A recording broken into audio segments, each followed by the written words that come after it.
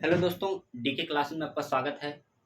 आज एक नए टॉपिक के साथ पुनः आए हुए हैं, जो कि ये टॉपिक 11th और 12th के लिए भी इम्पॉर्टेंट होगा। तो ये बीएससी फर्स्ट सेमेस्टर का लेक्चर नंबर 4 लेकर आए हैं। चैप्टर की बात की जाए तो चैप्टर नंबर 2 है, तो यहाँ लिख दे रहे हैं चैप्टर 02। और जो हमारा लेक्चर है लेक्चर 04। इस टॉपिक में जनरली हमको डिस्कस करना है Aufbau principal. Generally Aufbau principal होते क्या हैं? तो अफबाउ प्रिंसिपल एक जर्मन वर्ड है जो कि बिल्ड से लिया गया है। जर्मन वर्ड बिल्ड से लिया गया है। इसका मतलब होता है रचना करना। किसी भी स्ट्रक्चर को या किसी भी इलेक्ट्रॉन को फिल करने के लिए पहले उसकी आकार और उसके साइज की रचना की जाती है। उसके आधार पर इलेक्ट्रॉन फिल किए जाते हैं। तो इस टॉपिक में हमको पढ़ना है अफबाउ प्रिंसिपल। तो आइए हेडिंग डालते हैं अफबाउ प्रिंसिपल।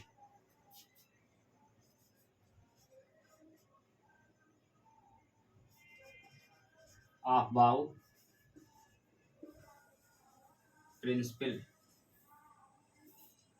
ये हमारा हेडिंग होगा अफबाउ प्रिंसिपल। इस टॉपिक में जनरली क्या पढ़ना है? तो ये अफबाउ प्रिंसिपल एक जर्मन वर्ड है। जर्मन वर्ड बिल्ड से लिया गया है। इसका मतलब होता है रचना करना।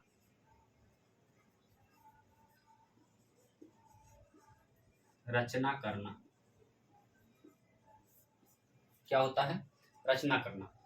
तो आइए अगर इसके डिफिनेशन की बात की जाए तो डिफिनेशन क्या हो जाएगा? यहाँ लिख लेंगे अकॉर्डिंग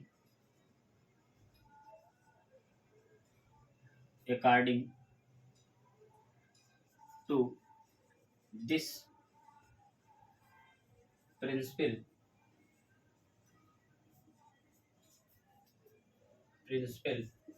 इलेक्ट्रॉन सेंटर या इंटर द सबसेल। क्या हो जाएगा? Enter the subshell of atoms in the increasing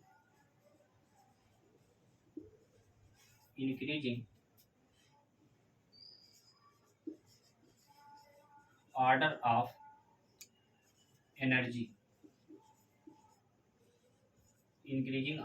energy are called Aufbau principle. इस प्रकार से यहाँ लिख सकते हैं आर कॉल्ड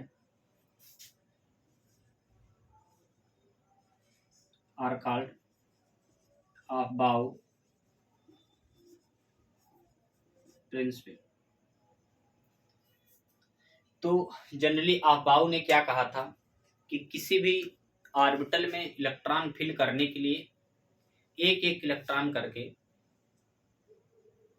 उस ऑर्बिटल में इलेक्ट्रॉन फिल करते हैं, जिससे उस ऑर्बिटल की स्टेबिलिटी और एनर्जी लेवल समान रूप से रहती है। और वो इलेक्ट्रॉन पहले क्लॉकवाइज फिल करते हैं, फिर एंटी क्लॉक करते हैं।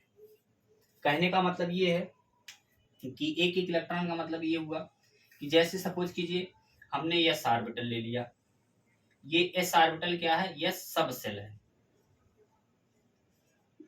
ये सब सेल है। सब सेल में ऑर्बिटलों की संख्या केवल एक होती है और एक होता है पी सब सेल। इसमें ऑर्बिटलों की संख्या जनरली 3 होती है। और एक होता है डी सब सेल। इसमें ऑर्बिटलों की संख्या टोटल 1 2 3 4 और 5 होती है। और चौथा होता है एफ सब सेल।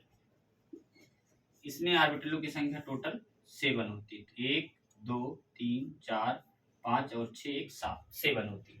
अब इसमें इलेक्ट्रॉन जो फिल किए जाते हैं सब सेल में, पहले ऑर्बिटल में क्लॉकवाइज इलेक्ट्रॉन फिल किए जाएंगे, फिर दोबारा एंटी क्लॉक इलेक्ट्रॉन फिल किए जाएंगे।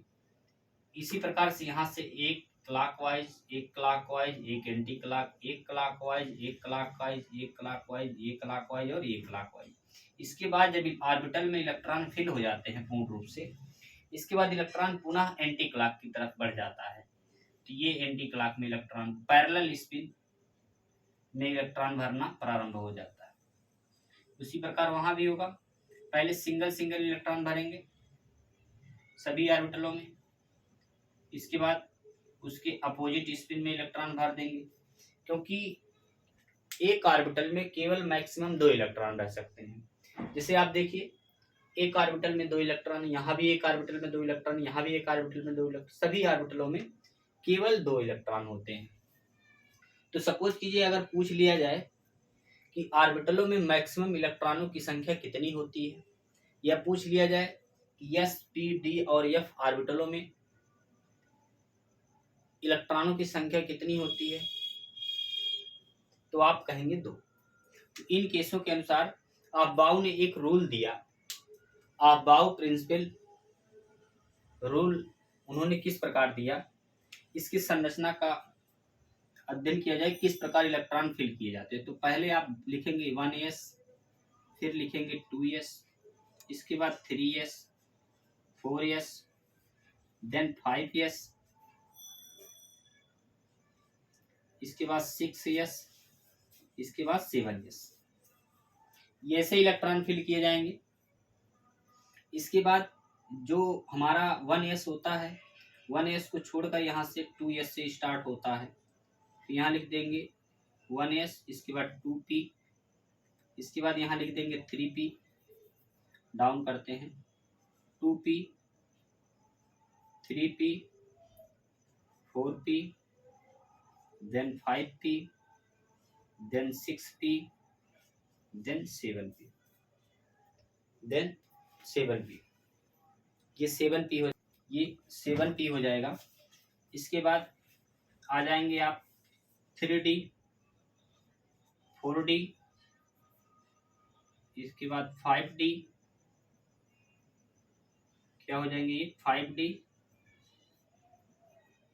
यहाँ फिल कर देंगे 5d, इसके बाद 6d, और यहाँ पर जब आ जाएंगे एफ ऑर्बिटल में, ये हो जाएगा 4f, देन 5f, क्या हो जाएंगे 5f हो जाएंगे। तो इस प्रकार से इलेक्ट्रॉन फिल कर दिया गया। मतलब पहली बार जब इलेक्ट्रॉनिक आप कॉन्फ़िगरेशन करेंगे तो फर्स्ट टाइम में आप इलेक्ट्रॉन किस में इंटर करेंगे, 1s ऑर्बिटल में। इसके बाद जब सेकंड टाइम इलेक्ट्रॉन फिल करेंगे तो फिल करेंगे आप 2s में।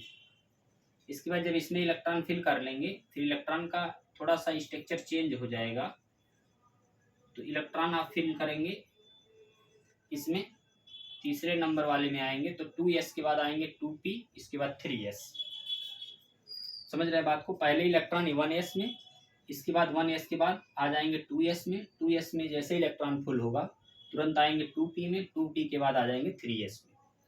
अब इसके बाद 3s में जब इलेक्ट्रॉन फिल हो जाएगा, 3s में जैसे ही इलेक्ट्रॉन फिल होगा तुरंत आप कहाँ जाएंगे, तुरंत आप चले जाएंगे इसमें आ जाएंगे 3s के बाद 3p में आ जाएंगे। ये इस प्रकार से किसमें आ जाएंगे, 3s के बाद 3p, इसके बाद 4s के बाद आ जाएंगे 3d, 4p, 5s, 3d, 4s, 3d, 4p, 5s। ये हो जाएगा 5th नंबर।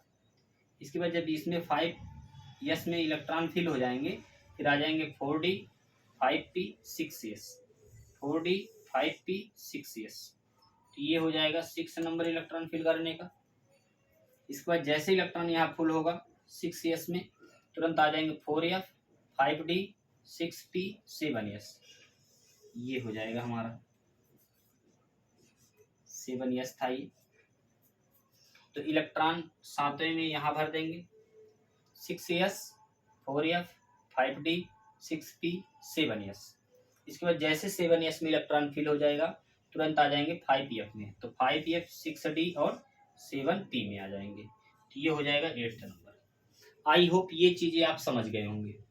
अब बात की जाए एक बार और समझ लीजिए, इलेक्ट्रॉन जैसे यहाँ फुल होगा तुरंत आ जाएंगे 2s में, 2s में जैसे इलेक्ट्रॉन फिल हो जाएगा 2p 3s, 3s में इलेक्ट्रॉन जैसे कंप्लीट होगा तो 3p, और 4s में आ जाएंगे, 4s में इलेक्ट्रॉन जैसे कंप्लीट होगा 3d 4p 5s, 5s में जैसे इलेक्ट्रॉन कंप्लीट होगा 4d 5p 6s, 6s में जैसे इलेक्ट्रॉन कंप्लीट होगा 4f 5d 6p 7s, 7s में जैसे इलेक्ट्रॉन कंप्लीट होगा 5f 6d 7p। इस प्रकार से आप इलेक्ट्रॉन को क्या करेंगे, फिल करते रहेंगे। अभी आगे हम इसका इलेक्ट्रॉनिक कॉन्फ़िगरेशन भी करेंगे, तो इसका पहले एनर्जी लेवल देख लेते हैं, किस प्रकार से किसकी एनर्जी लेवल सबसे हाईएस्ट होती है, सबसे स्ट्रांग होती है एनर्जी लेवल। तो आप शॉर्ट स्क्रीन ले लेंगे, इसके बाद हम एनर्जी लेवल पर बढ़ते हैं। तो आप शॉर्ट स्क्रीन ले लिए होंगे। अब इसी टॉपिक में हमको बढ़ना है, इसके एनर्जी लेवल में सबसे हाईएस्ट एनर्जी लेवल किसकी होगी उसके बारे में पढ़ना है। तो एनर्जी लेवल के लिए हम इसी टॉपिक में क्या देखेंगे, सबसे कम एनर्जी किसकी है, 1s की।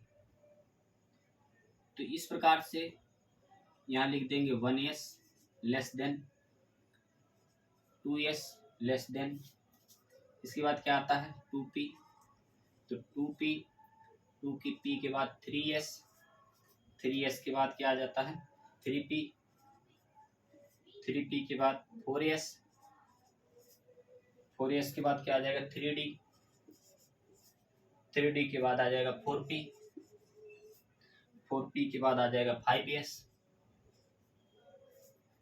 5s के बाद आ जाएगा 4d, 4d के बाद आ जाएगा 5p, और 5p के बाद आ जाएगा 6s। इसके बाद 6s के बाद क्या आता है 4f, यहाँ से लिखते हैं 4f, इसके बाद 5d, 5d, 5d के बाद आ जाएगा 6p, और 6p के बाद आ जाएगा 7p, 7p के बाद आ जाएगा 5f, क्या हो जाएगा 5f, और 5f के बाद आ जाएगा 6d, और 6d के बाद आ जाएगा 7p। तो इस प्रकार से हम इसका increasing order of energy level लिख देंगे, increasing order of energy level बना देंगे इस प्रकार से। ये हमारा इंक्रीजिंग ऑर्डर तैयार हो जाएगा। अब इसी टॉपिक में हम इलेक्ट्रॉनिक कॉन्फ़िगरेशन की बात करें, अगर किस प्रकार से हम इलेक्ट्रॉनिक कॉन्फ़िगरेशन कर सकते हैं, तो आइए इलेक्ट्रॉनिक कॉन्फ़िगरेशन करते हैं।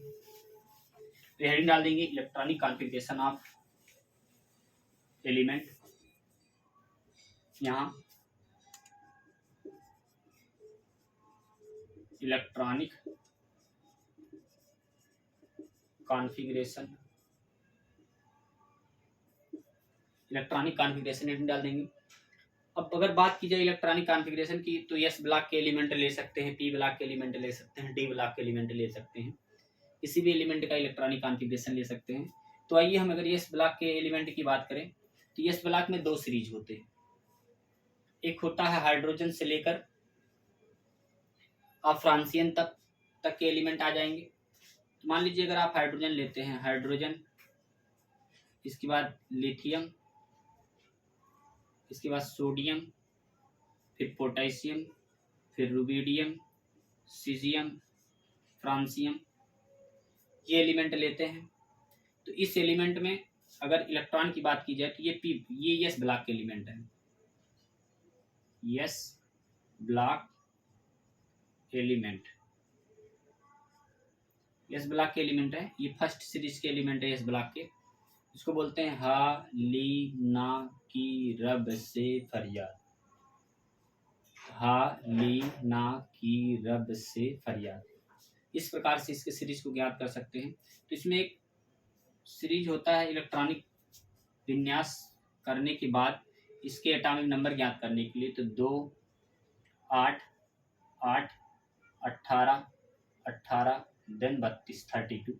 तो इसका होता है 1। 1 में अगर आप 2 जोड़ते हैं, 1 में आप 2 प्लस करते हैं तो 3 हो जाएगा, और 3 में आप 8 प्लस करते हैं तो ये हो जाएगा 11। 11 में आप 8 प्लस करते हैं तो ये हो जाएगा 19। 19 में आप 18 प्लस करते हैं तो 37। 37 में आप 18 प्लस करते हैं, 18 प्लस करते हैं तो ये 55। और 55 में अगर आप 32 प्लस करते हैं तो ये हो जाएगा 87। इस प्रकार से क्या कर देंगे, इनके एटॉमिक नंबर निकाल देंगे, चाहे हाइड्रोजन का हो, लिथियम का हो, sodium, potassium, rubidium, then caesium और फ्रांसियम। तो अगर इसके इलेक्ट्रॉनिक कॉन्फ़िगरेशन की बात की जाए तो यहाँ 1s1 होता है, इसके लास्ट में लिथियम के लास्ट में 1s2 होता है, सॉरी 2s1 होता है, 2s1।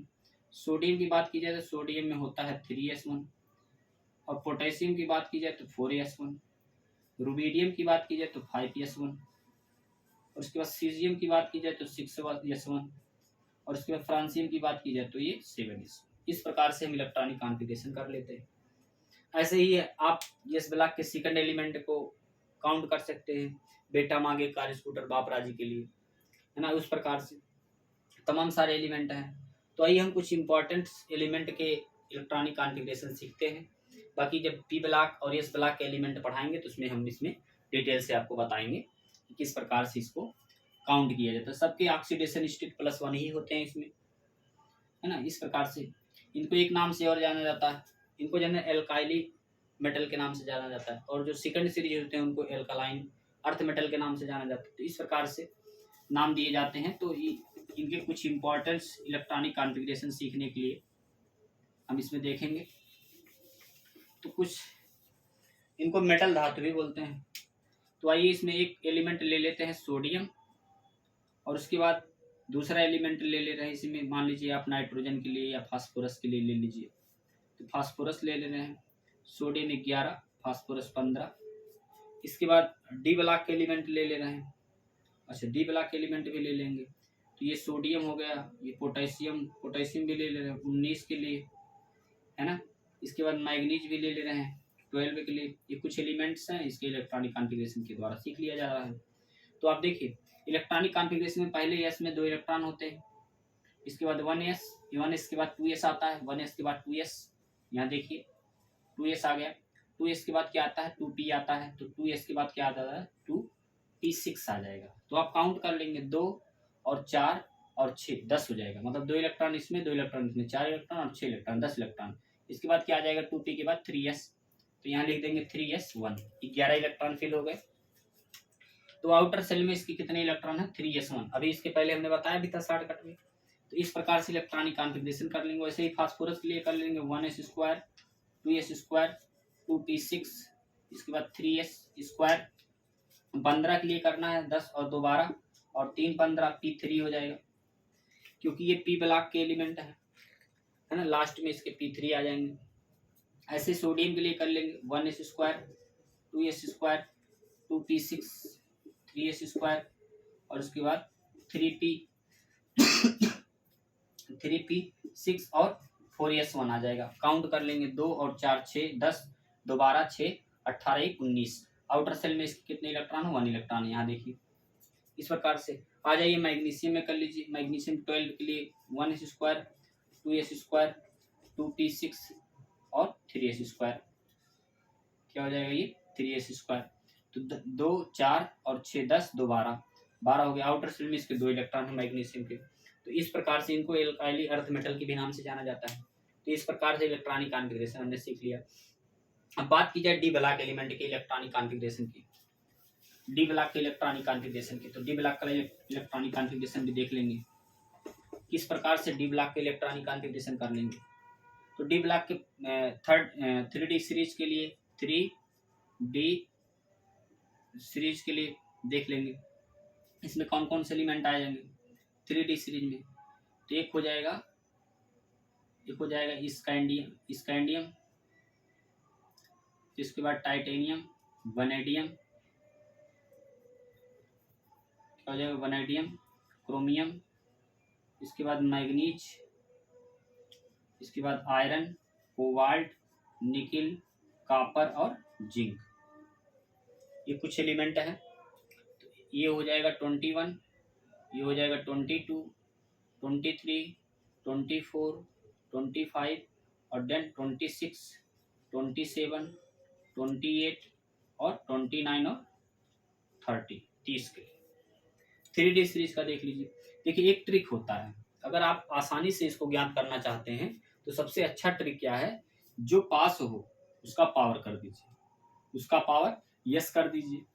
तो इन केसों में देखिए ये स्कैंडियम के बगल है, स्कैंडियम के बगल है, तो स्कैंडियम के बगल का मतलब क्या होगा, ये यस का पावर होगा। तो इन केसों में यहाँ हो जाएगा 3D1 और 4s2। ये देखिए पास में है ना, ये D का पावर 1 हो जाएगा, यानी D1 कर सकते हैं आप।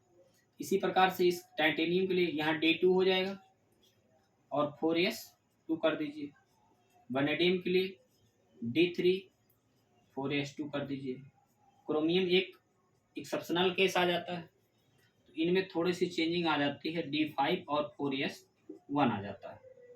मैग्नीज 3D5 और 4s2, iron 3D6, 4s2, cobalt 3D7, 4s2, इसके बाद निकिल 3D8, 4s2, कापर भी एक एक्सेप्शनल केस आ जाता है, 3D10, 4s1 और जिंक में आ जाता है 3D10 और 4s2। इस प्रकार से सबका इलेक्ट्रॉनिक कॉन्फ़िगरेशन कर लेते हैं। अब आइए जो एक्सेप्शनल केस है इनके दो इलेक्ट्रॉनिक कॉन्फ़िगरेशन देखते हैं, क्यों इसको एक्सेप्शनल केस में रखा गया, ऐसा क्या रीजन है। तो इसके लिए हमको इलेक्ट्रॉनिक कॉन्फ़िगरेशन कंप्लीट करना होगा। तो आइए एक इसका कर लिया जा रहा है, एक कॉपर का कर लिया जा रहा है। इन केसों में क्यों ऐसा हो रहा है, तो देखिए इसका इलेक्ट्रॉनिक कॉन्फ़िगरेशन आप करते हैं तो इसको सबसे टॉप पर हम कर दे रहे हैं 1s², 2s², 2p6 और 3s², इसके बाद 3p6, 3d5 और 4s1। अच्छा, इसका जो इलेक्ट्रॉनिक कॉन्फ़िगरेशन अभी तक हम लोगों ने जाना था, ये होना चाहिए था 3d4 और 4s2 होना चाहिए था। अब देखिए ऐसा क्यों हो रहा है, इसका रीजन क्या है। इसे सपोज कीजिए हमने d ऑर्बिटल बना दिया, 1 2 3 और ये चौथा, ये पांचवा हो गया, और ये s ऑर्बिटल पे 2 इलेक्ट्रॉन। तो देखिए 1 इलेक्ट्रॉन, 2 इलेक्ट्रॉन, 3 इलेक्ट्रॉन, 4 इलेक्ट्रॉन। अब इसमें इलेक्ट्रॉन यानी इसमें जो इलेक्ट्रॉन फिल किए गए हैं, आप देखिए एक ऑर्बिटल में यानी pz² में इलेक्ट्रॉन नहीं है। तो उन केसों में क्या करेगा, ये d ऑर्बिटल के इलेक्ट्रॉन है। अब उन केसों में जैसे सपोज कीजिए 4 लोगों के पास इलेक्ट्रॉन है और एक ऑर्बिटल के पास इलेक्ट्रॉन नहीं है, तो उन केसों में यहाँ क्या हो जाता है, स्टेरिक हिंड्रेंस होने लगता है, मतलब तनाव होने लगता है आपस में। तो उन केसों में क्या करेंगे, डी से ये मांग करेंगे, ये ऑर्बिटल pz वाले, सॉरी डी वाला, ये dz² है, तो dz वाले क्या करेंगे, डी ऑर्बिटल से मांग करेंगे कि मुझे इलेक्ट्रॉन चाहिए भी किसी भी हालत में। नहीं तो ये क्या करते हैं, ऑर्बिटल ये झगड़ने लगते हैं, इन इलेक्ट्रॉनों से खींचातानी कर लेते हैं कि इलेक्ट्रॉन किस प्रकार से हम अपने पास रखें। तो उन केसों में क्या करेगा, ये पड़ोस से, जैसे भी कोई सामान घट जाता है तो आप क्या करते हैं, पड़ोस से सहयोग ले लेते हैं ना, पड़ोस से क्या करते हैं, ले लेते हैं।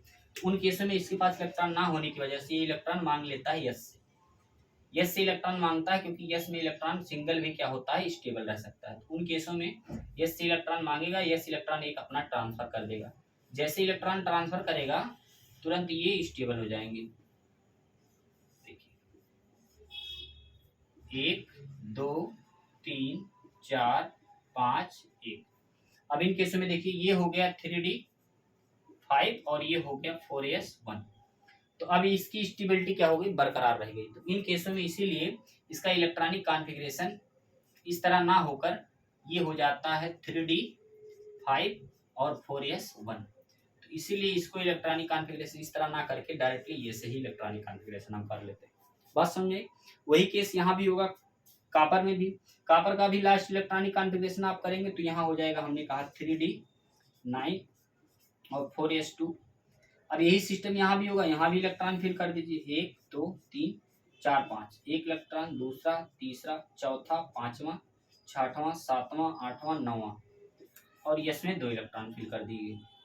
अब आप देखिए यहाँ भी, अब यहाँ तो इलेक्ट्रॉन फुल्ली फिल्ड है यहाँ से यहाँ तक, लेकिन यहाँ एक इलेक्ट्रॉन है, तो ये क्या करते हैं, ये इनसे स्टेरिक हिंड्रेंस मतलब झगड़ने लगते हैं कि मुझे भी इलेक्ट्रॉन डबल चाहिए। तो उन केसों में ये डी आएगा और इससे अपना सहयोग मांगेगा, तो एक इलेक्ट्रॉन ट्रांसफर हो जाता है इसमें।